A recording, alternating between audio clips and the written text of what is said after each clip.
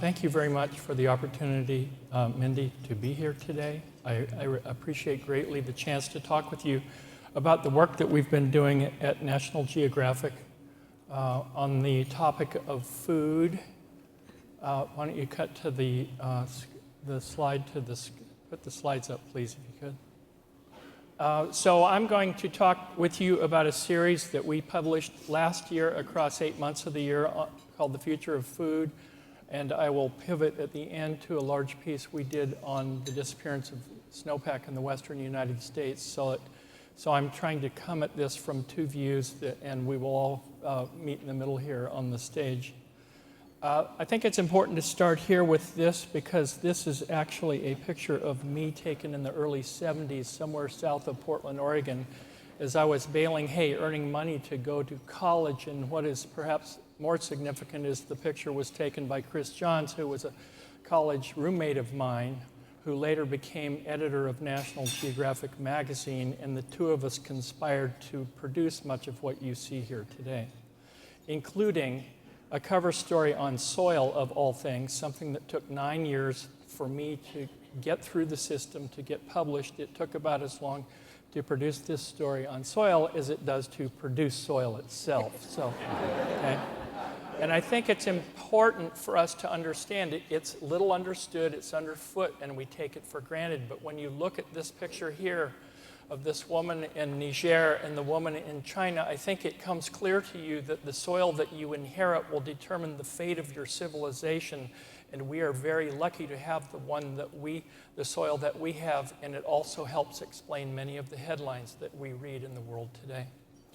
And so in 2008, there was a food price spike and there was disruption, and we covered that in a story called The End of Plenty, which actually became the template for the food series that we did last year. And as part of a year-long series on world population, when it hit 7 billion, we did also a story on preservation of genetic diversity in the food system, because those are the tools that preserving the seeds, which are the basis of all crops, will essentially provide us the tools to be able to survive in a changing climate. And as an aside, this picture is of Kerry Fowler of the Global Crop Diversity Trust. He is standing in front of what's called the Doomsday Vault in Svalbard, and it is a seed bank where seeds from all around the world go and are stored, put in cold storage. This seed bank was built at an elevation above sea level, high enough so that when all the ice on the planet melts, it will still be dry. So that's the kind of stories that we've done, the stories that people aren't really paying attention to. And this was part of that series on the population 7 billion. And so that launched a question. Once we did that, the question was, well, so what's next? And it was quite clear that the logical next question was going to be, and what is for lunch? And so why that? Because of rising population. If you know that we passed 7 billion in 2013, and we're looking at 9.6 billion by mid-century. But it's more than that. We're living in a world of rising aspirations. And as the world becomes richer, more people want to eat higher on the food chain, higher quality diets, more meat. And that means that we need to expand our ability to grow more food. And so since the turn of the century, Ken Kastman at the University of Nebraska has conducted research showing that the major cereal crops are already flattening in their yield, and the major way we've been able to increase world production of grains is by expanding the footprint of farming to the tune of about 10 million acres per year, so that we can produce monoculture. We get rid of biodiverse forests, and we replace them with monoculture so that we can do things like put grains on ships so that we can keep the world animal economy going. And then there's also the question of expanding demand for energy. This is, Canada's the largest foreign producer of energy for the United States today. What you are looking at is what are called the oil or tar sands fields. This is what we do to get oil so we can drive our cars, and this is what we do so that we can keep the lights on. This is in the Powder River Basin of Wyoming. This is coal that goes on trains to the East Coast, and you're looking here at a power plant near Atlanta that burns 5-mile-long train loads of coal per day to keep the lights on. It is the largest carbon-emitting facility in the United States. So it all comes together. You have rising population, rising aspiration, and rising temperatures. And perhaps the best metric of that is this look at the Arctic ice cap in '79. The first NASA images of the ice cap were taken, and this is what it looks like. But by 2012, half of it had melted. The planet is warming. The Arctic ice cap is shifting, and we actually had to redraw the map of the Arctic in our atlas last year, the greatest physical change in the geography of the planet since we started publishing maps. So you take rising population, you take rising aspiration and rising temperatures, all of those in a confluence are the driving reasons why we chose to do this series on the future of food, because what we were trying to do was to start a conversation with the public to try to get people to think about where food comes from and who are the people that create it for us and what it takes to make it happen. And the first story came out in May, where will we find enough food for 9 billion? This started a year ago. And so what we did was we took a project that had been done by the University of Minnesota, Jonathan Foley, who was there then, but who is now executive director at the California Academy of Sciences. And it was a study that we looked at it as a way to point to citizens and consumers to help them think about this. And basically it was essentially, if you thought about this, how are we going to solve this in 5 steps? It was like, first thing, freeze agriculture's footprint. If you want to save the tiger, if you want to save the gorilla, if you want to save nature, you've got to stop expanding agriculture's footprint. We've got to do a better job on the farms we already have. We need to cut yield gaps. We need to do better on the landscapes already there. We do a better job with the resources we already have. And the idea really was to add them all up. We need to shift diets. We can't keep eating higher on the food chain, all of us. At some point, you won't have any more forests to cut. And the other part of it is reducing waste. And there's 2 parts of this. There's consumer waste that we hear about in this country, but a big part of it that doesn't get much mention is this idea of helping reduce harvest losses in other countries, improving storage, refrigeration, cold chains, roads. And so part of this, what we did was we tried to explain and show. It's like the magnitude of this from western Kansas to a chicken thigh deboning plant in Brazil, to farmers who are growing rice in Bangladesh, to all of these people. These people are the ones we rely on to stay alive every day. And our purpose in doing this was to try to reconnect eaters with farmers, eaters with the landscapes. And so to quickly move through the rest of this, though, then we looked at aquaculture, because we'd been farming the land for 10,000 years. What can we do to begin farming the sea to produce the protein to meet the increasing demand of a rising population? We went to Africa. We looked at the so-called land grabs phenomenon. What does that mean when you have a continent that is in large measure still primarily medieval in its agricultural pursuit, and you transform it into something like this? Are there white hats? Are there black hats? What benefits come? And then to do a series on food in this country, we had to look at hunger in America, because 47 million Americans are on food assistance. And why is that? And so we looked across the gamut from rural America to urban America, where rents are high and people's salaries are limited and they only have so much left for food. Or if you're living in an area where you need a car and you don't have it, you're stuck in a food desert. And so we tried to probe that just to help. The idea really here is to help explain things that people haven't thought about before, or the origins of diet, the evolution of diet.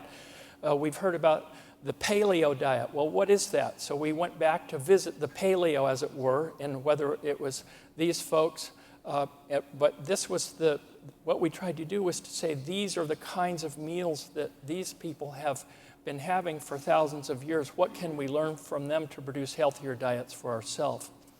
We examined biotechnology, and biotechnology in agriculture is much more than genetically modified organisms, and that we were trying to help people realize that actually genomics and genotypes and crossbreeding can have a huge impact on our ability to improve productivity and get more out of the crops that we are growing. This actually is, at the International Rice Research Institute, is a work to try to improve the photosynthesis in rice. And then the question of the carnivore's dilemma. It's tasty and nutritious, or it's unhealthy, unsustainable, and cruel. Pick a side in the beef debate. And so we went through that. Our writer went through the nuance of it, and the whole question of essentially feedlot beef and what it means. We used Texas as a case study, but it's more than that. Meat is much more than that, in the sense that many farmers, that's the only way they can produce income. When they have rolling land. And then we ended with a story that essentially was on the joy of food, that this idea that our series was meant to be more than agriculture. It was meant to be here we are gathered around having a meal, and food is culture, and the biggest part of the word agriculture is culture. And so what we tried to do was inhabit that idea as part of this series. And so looking at that part of it, helping people realize that the ritual of food is central to civilization. And then we have done a variety of things, and we continue to do them. We looked at the role of biofuels, or a statistical analysis. We have partnered with the Food and Agriculture Organization of the United Nations, looking at many of these trends. Here was an examination of one family's food waste in a year. And all this is available online at this URL. And what it is, it's a compendium actually of all these articles that we've published. We have news articles that we're regularly publishing. When we started this, there weren't a lot of people interested in supporting it. But then after it came out, it was like Field of Dreams. If you build it, they will come. And we've gotten a lot of support and interest for it.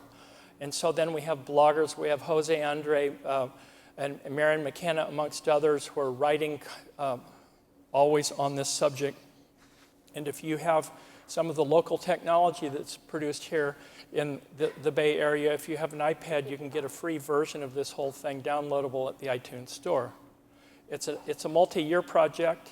We'll have a story on food trucks soon. We're looking at breeding better bees.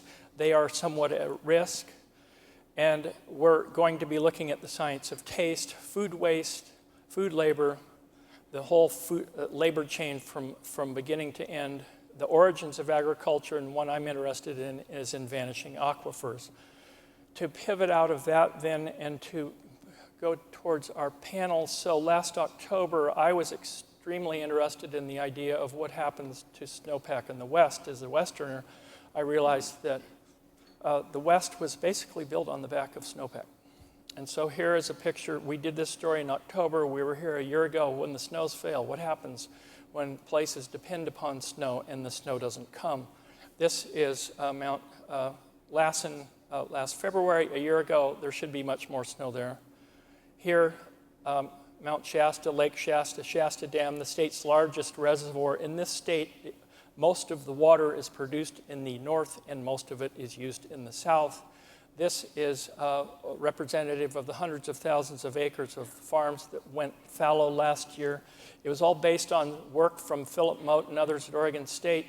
They've been studying snowpack change in the West since 1955, and the red basically is showing you where we've seen declines. So we're seeing declines in the very resource long-term that essentially we have been relying upon to create Western civilization. And as a response to that, we're drilling more wells. It comes back to the aquifers question so that we can keep the farms going, the orchards green.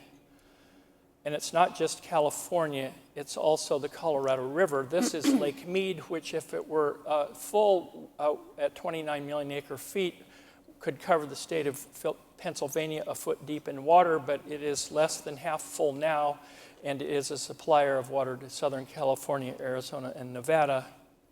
And at the very end here, what we then did was we produced a 5-page pullout in the magazine last October using panoramic multi-image pictures. We see the Sierra at the top, we see Lake Powell at the bottom. And then what we did was we created a detailed map, essentially of hydraulic California. What you see here at the left, all the way from Mount Shasta on the left, clear down to south of Modesto, we would have needed 3 or 4 more pages to get it all in. And so I end here coming in close to where we are today, looking at this whole intricate system that people don't really appreciate what it takes. We rely upon snowpack, we have reservoirs and dams, we have canals, aqueducts, and this whole network is what has been able to create the world that we are here in the middle of today. Great. Thank you, Dennis. Thank you.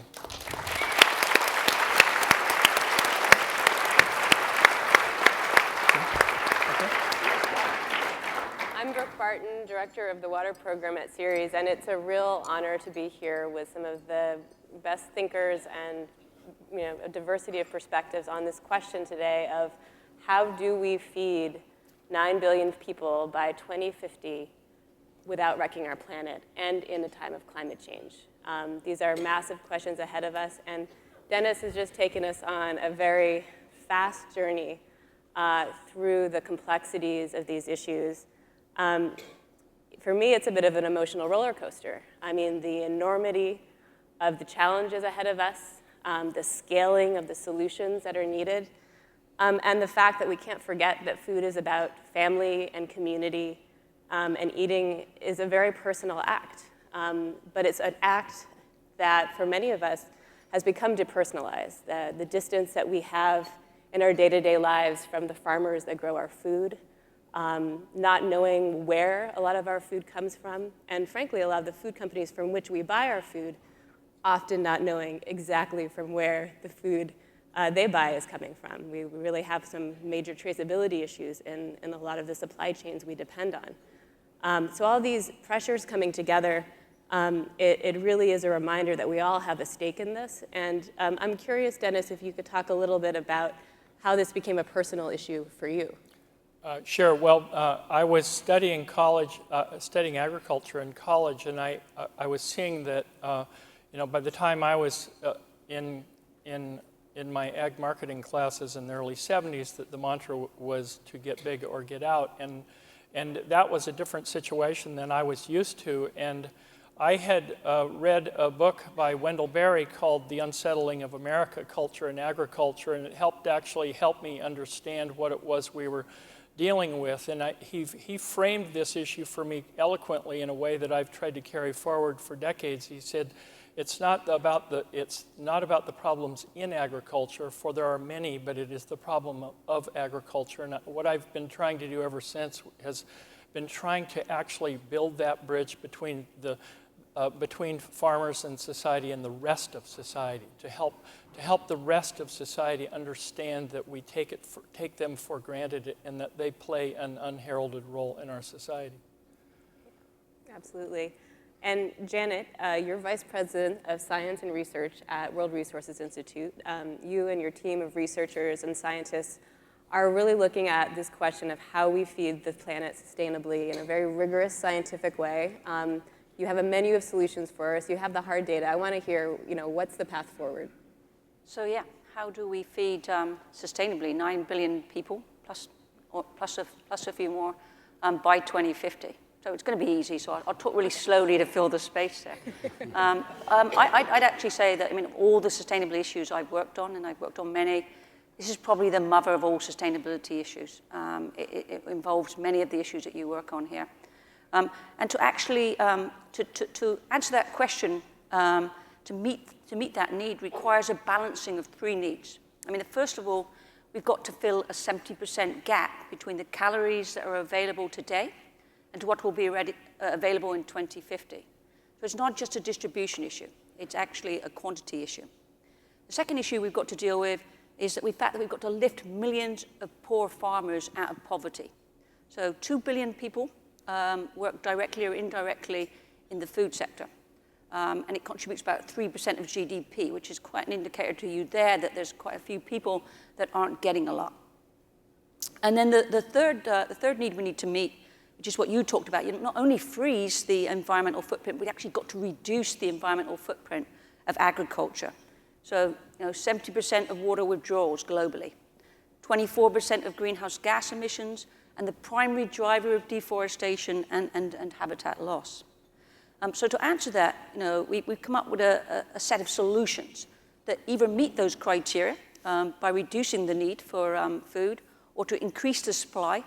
And there's also a few at the end that neither increase or decrease supply, but actually allow us to provide the same supply, but with less environmental footprint. So there they are.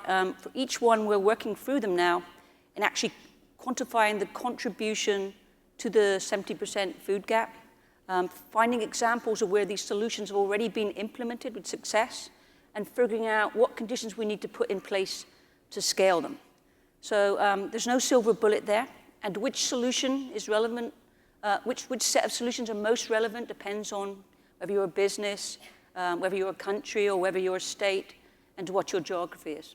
Well, Jan, I'm glad you say that because we are here in California. We're staring down the barrel of a tremendous crisis in agriculture from the drought, but also from legacy issues of resource use and water and other natural resources.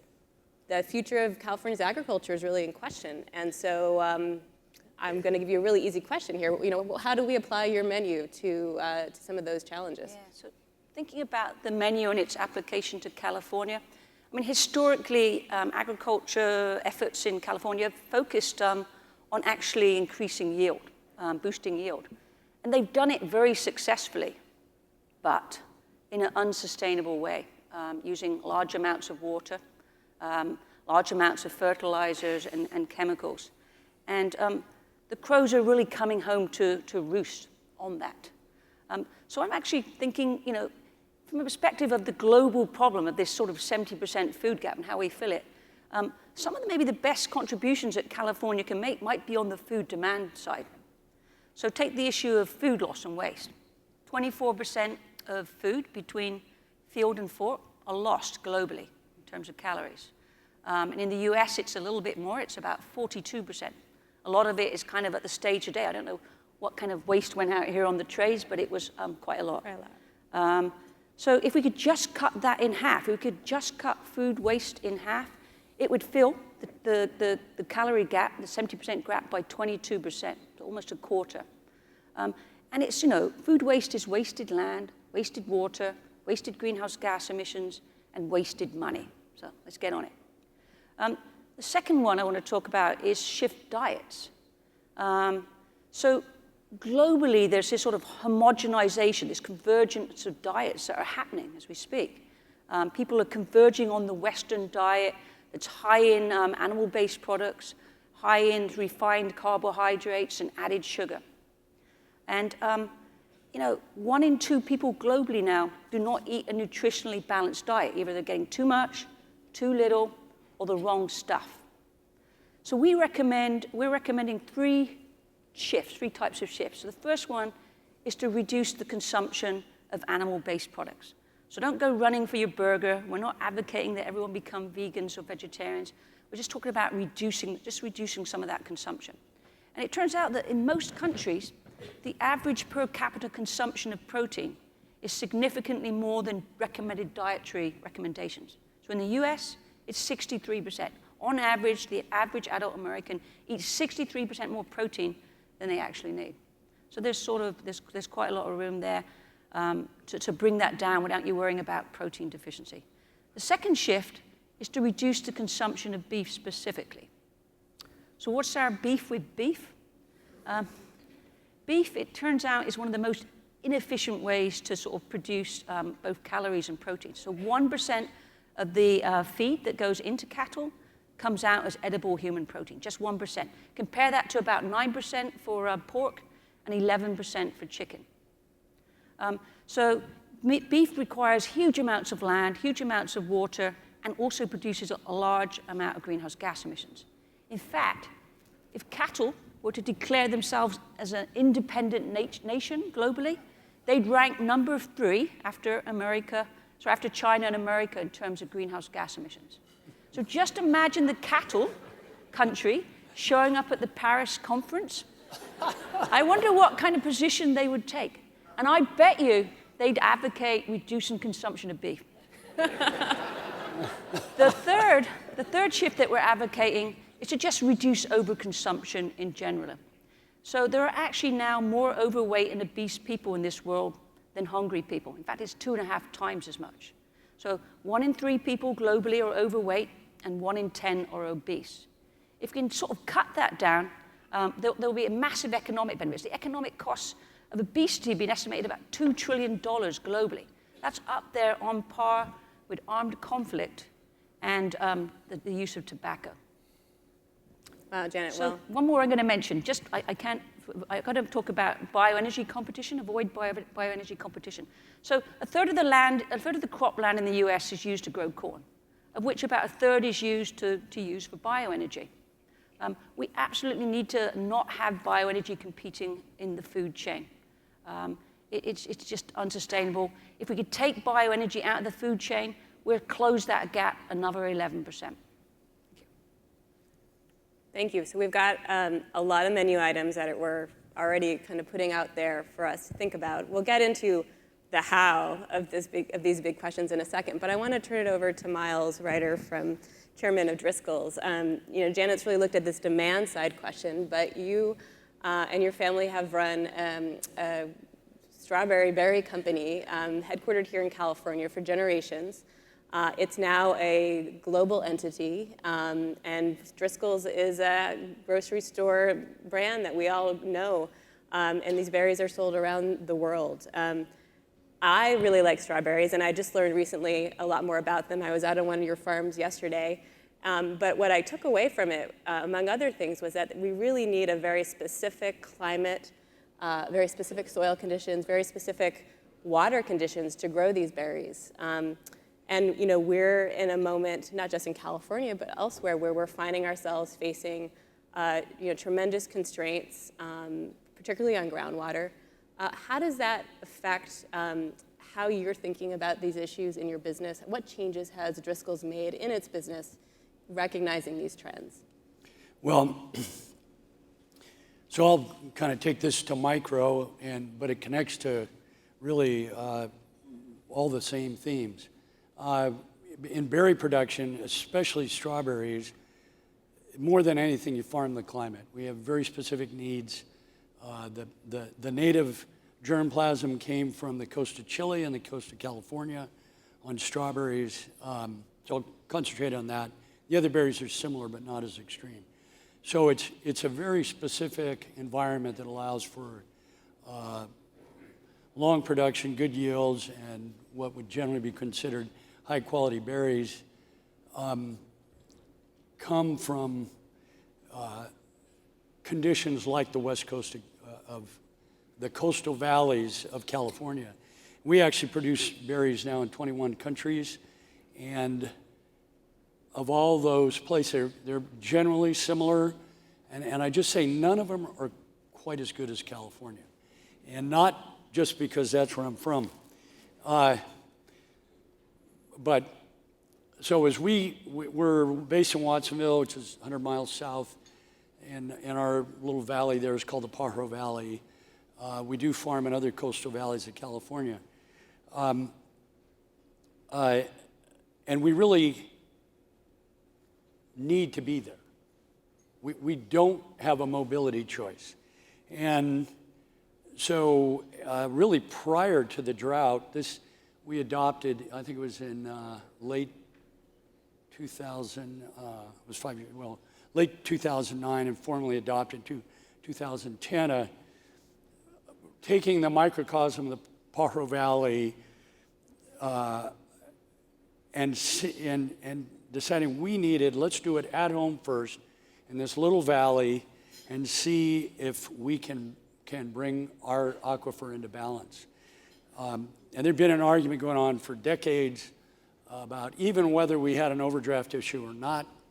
And then we went on and on about bringing a pipeline for Central Valley Water, which got more and more expensive, basically because the subsidies were dropping as people kept arguing, and eventually we're going to have to pay for it ourselves.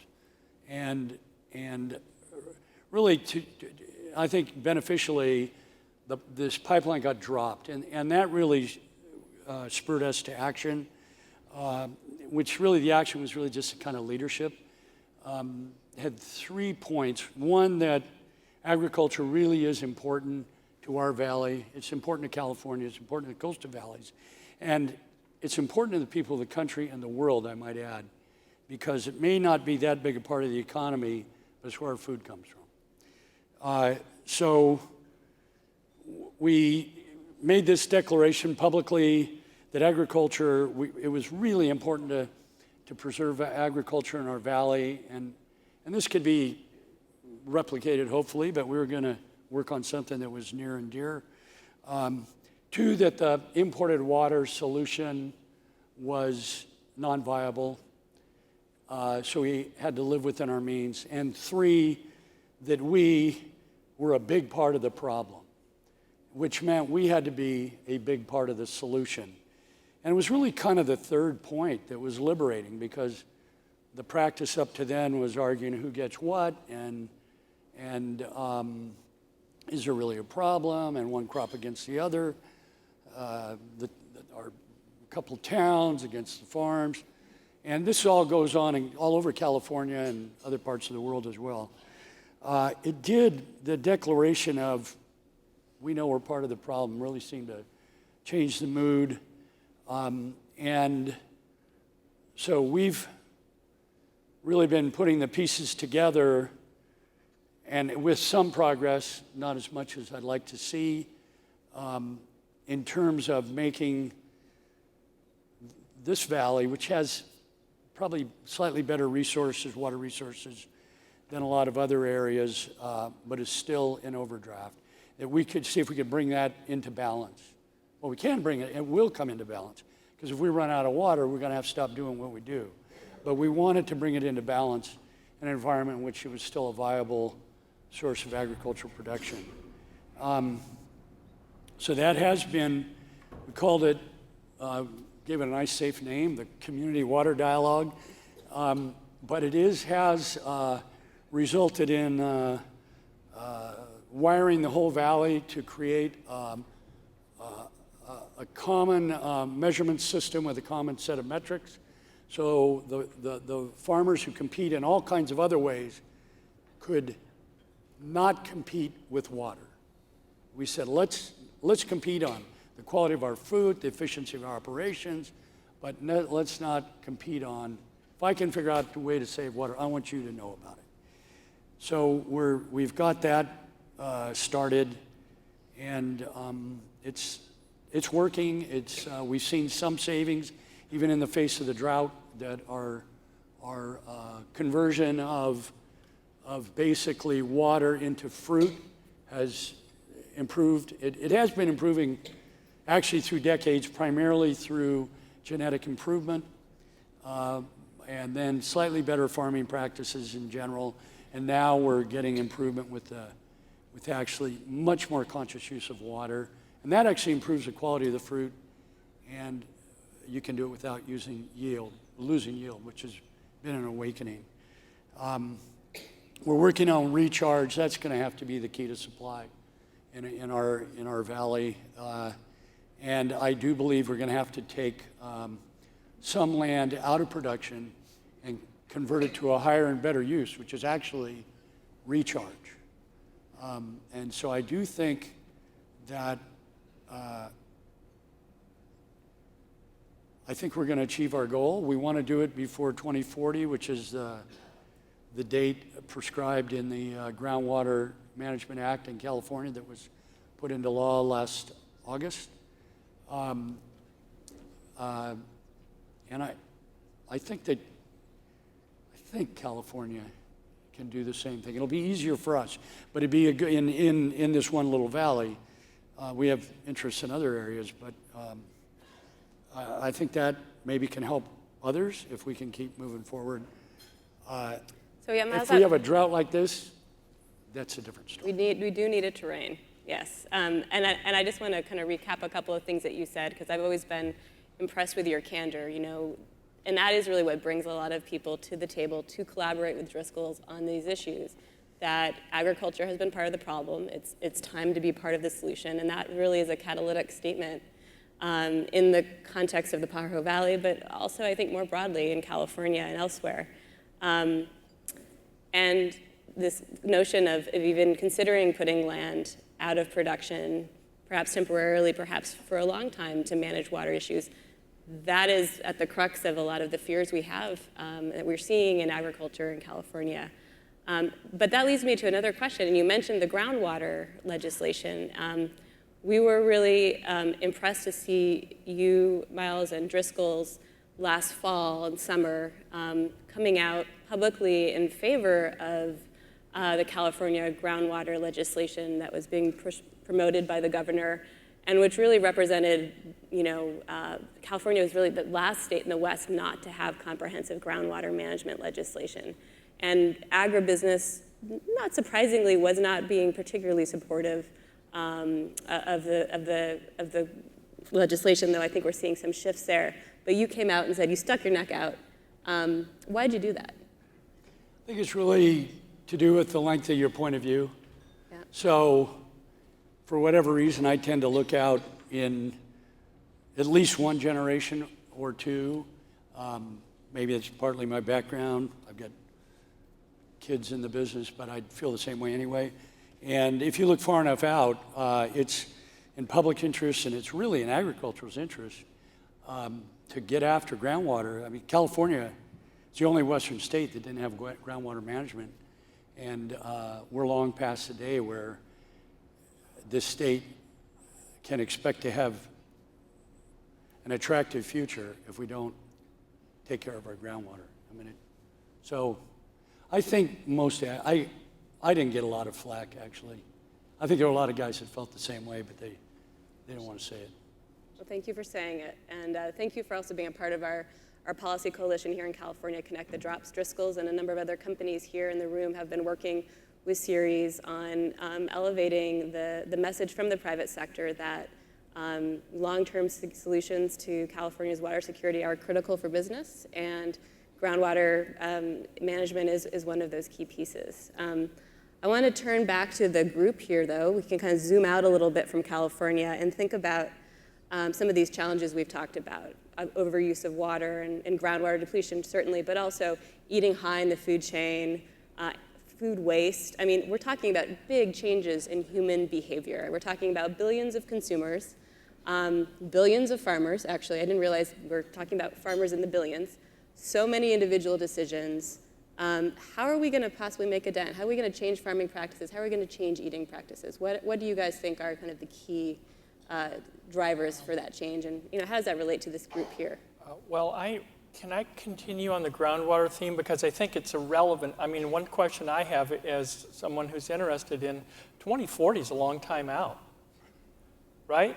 Yeah. What's going to be left to manage in 25 years? If they're serious about it, why aren't they putting it on a shorter time frame? I was up in the high plains in the Ogallala a couple of years ago, and there's a campaign up there in northern Texas where they want to save half of the remaining water in the Ogallala for 50 years from now. And my immediate response was, what happens in year 101? I mean, it's like aquifers are like our savings account. They are our hedge against essentially a dry future, and rainfall and snow are our checking account, but we're drawing down our equity. We need to understand that and stop that, and like you're doing, need to preserve what you have and bring it into balance, right? Right, and how do we get our policymakers and our citizens to support that? Right. Janet, do you want to weigh in? On the three demand side things I mentioned, the food waste one is a little easier, I think, because there's real economic saving there. One of the first things we're doing there to try and advance that agenda is to just develop a food loss and waste protocol, because most countries or areas or companies can't tell you what that number is. So in the hope that what gets measured might get managed, as well as developing ideas and strategies of how you do that. The second one on shifting diets is a little more trickier. The usual temptation is sort of back of the pack labeling and campaigns. Neither have worked particularly well. I read a survey recently of doctors and nurses in the US, and it turns out that almost 1 in 2 male doctors and 1 in 2 nurses are actually overweight, which makes me convinced that access to information on health impacts is not working. So then how do we do it? Well, there have actually been some successful shifts. In fact, in the World War II here, when we had to persuade the community that was left behind while the men were away fighting to eat organ meat was very successful. They managed to do that quite a lot. But I actually have a lot of hope in the private sector. I mean, every time you walk into a supermarket or a restaurant chain, they're actually influencing your consumption behavior. So I think we need to learn from some of the tactics that the private sector uses. So that's something we're thinking about. How do we collaborate with the gatekeepers of nutrition and food now, which is supermarkets almost globally now, and the food service industry. An interesting factoid here. Last year in the US was the first time that people spent more on prepared food outside the home than actually in it. So they're going to be key players. On the avoid competition for bioenergy, yeah, it's policy. Here in California, there's a low carbon fuel standard. We should make ineligible any kind of food that, any kind of corn or feedstock that actually uses dedicated land that could be used for growing food or competes in the food chain. Two things. One, I'd say they're small, but it's the use-by dates on food. Are those unrealistically short as a way to sell more food over a shorter time frame? I'm still sitting here, but I've eaten yogurt a month out of date, so. I'm one of those too. Also, we survived. Also, I think this idea of this relentless quest for perfection, when we go to the store, we expect that everything is going to be perfect, and what happens to the ugly fruits and the ugly vegetables that have their own particular beauty? There was a supermarket in France that started actually a marketing campaign to sell seconds, and it became an incredibly popular way to allow people to get food at a discount price and saved food from being thrown away. That's right.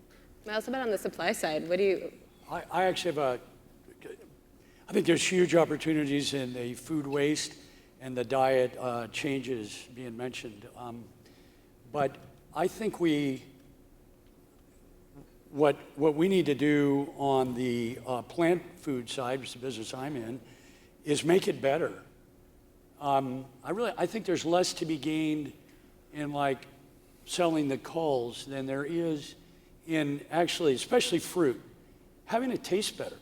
Like when I bring berries home to my family who's spoiled with lots of berries, if they don't taste good, they won't eat them. And they're thrown away. And that happens in all kinds of households. And so particularly on the fruit side, I think we can actually shift people to healthier diets, both putting good, really tasty fruit, tasty, juicy fruit, good vegetables, a little harder with vegetables, out in the marketplace, and move people away from either prepared food, candies, or even animal foods. The other side is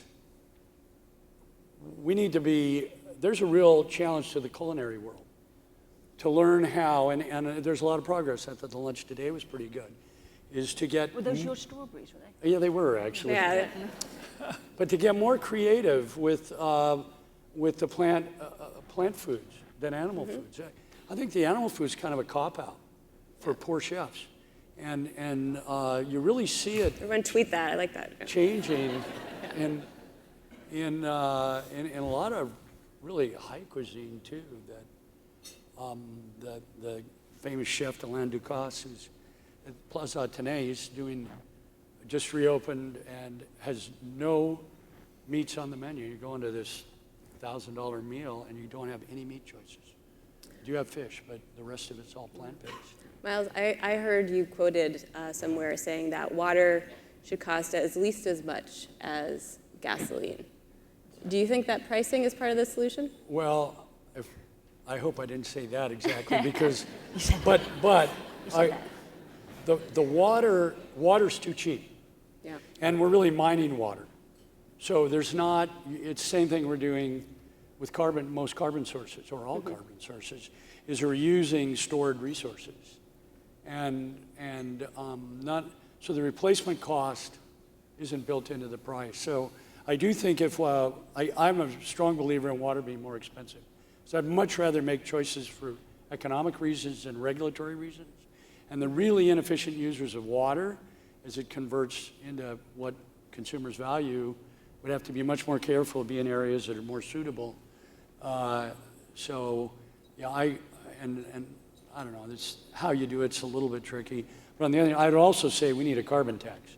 So they both need to go up. I mean, cheap food is one of our problems in this country. Yeah. We don't spend enough money on food. And that drives a lot of the poor food choices. It drives food waste. Yeah. Quality, not quantity. What's that? Quality, not quantity. Yeah, I yeah. totally get you. Yeah. All right, I have one more quick question, then we're going to open it up to the audience. So some of you guys know last week Ceres released a report on the food sector and how the food sector is looking at water risks in its agricultural supply chain, major companies. The report's called Feeding Ourselves Thirsty. And one of the key takeaways from our analysis was that a great majority of the major food companies we buy from are not currently looking at water-related risks in their agricultural supply chains, not addressing those issues yet proactively, and we certainly hope they will move to doing more of that, more of the kind of work we're seeing at Driscoll's on the ground in the community. But these are companies that sit between the billions of farmers and the billions of consumers, a very small number of companies with a lot of influence. And I'd be curious just to hear very quickly from each of you, what's the one message you'd have for the food industry about how they can be part of the solution? Well, that you need to be aware of what's causing the risk in your water supply system. And when you look around, what we need to understand is that we're moving toward a warmer, hotter, drier world in most of the areas where we're growing food. And to think that this is a stationary challenge, it's not.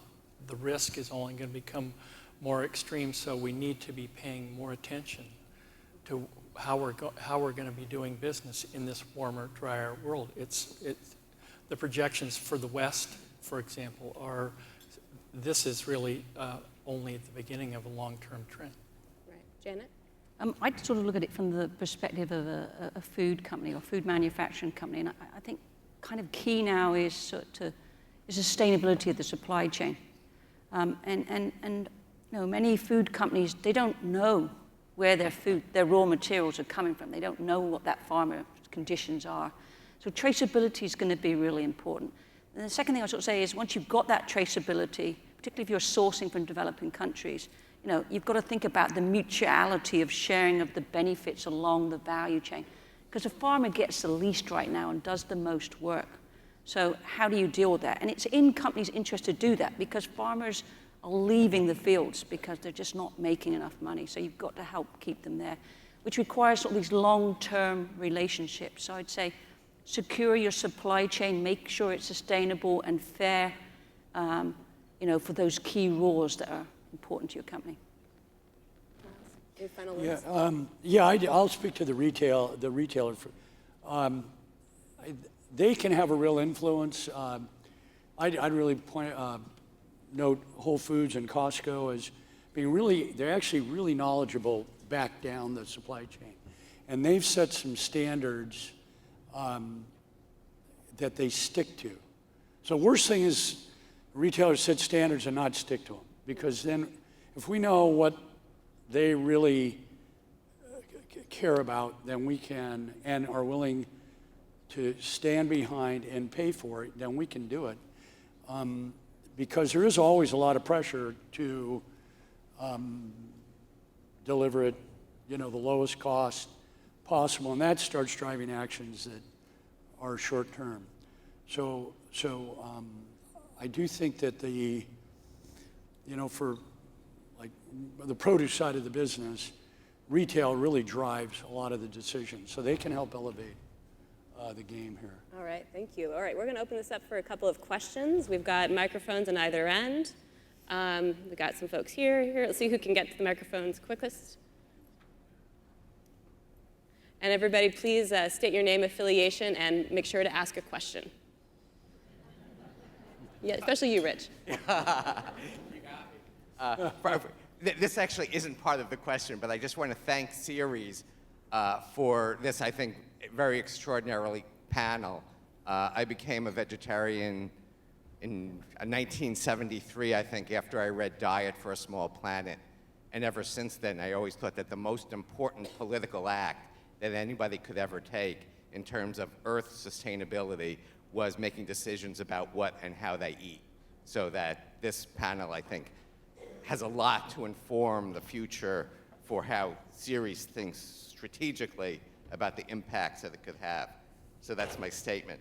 My question, though, goes particularly to Mr. Reeder. As you are well aware, is that supply chain management is something that's key to, I think, all of our concerns here. And one of the major impacts globally in terms of supply chain management is the workforce. Could you explain in some detail how you're enforcing your promise for workforce welfare in Mexico, particularly with your engagement with Berrymex and the Secumo berries, and the dispute that workers have with the way you've treated their demands for better working conditions and increased wages? Yeah, I'm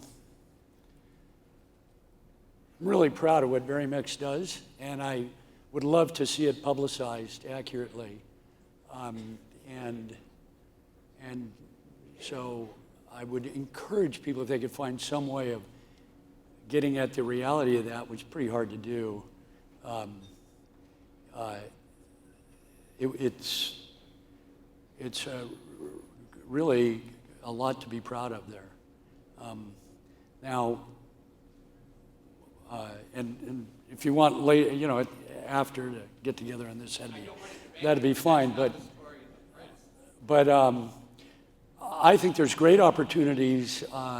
Generally, I'm a big fan of production in Mexico, in central Mexico and Baja, and I think there's huge opportunities which we've been down there 25 years, have been realized in a lot of areas in terms of elevating the position of the agricultural workforce far beyond what, like you're talking 2 billion people and so many of them are subsistence. And there's a big opportunity to really have an impact, particularly in the US and Mexico. You have the juxtaposition of a developing country and a very wealthy country, that some of that wealth can move to Mexico related to the food system. So it's a great opportunity. I'm really proud of what we've contributed to that momentum, which is quite significant. Well, Rich and Miles, I'm going to encourage you guys to connect later on this issue, because I think it's complicated, challenging, and one that many companies around the world are looking at as they look into their supply chains. Can we grab another question from the audience? Hi, my name is Kristen. It's my turn. I have a question for the gentleman from Driscoll.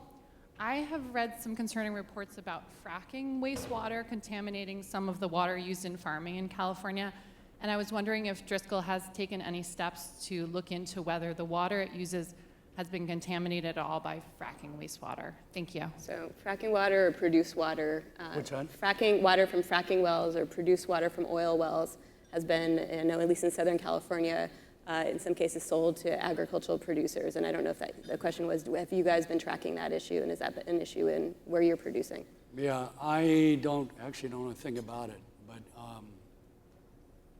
so that's the first I've ever heard about it, actually. Yeah. I don't know if that's a good or bad thing. I think it's in other areas, but it's another good conversation. This is what the Ceres conference is all about.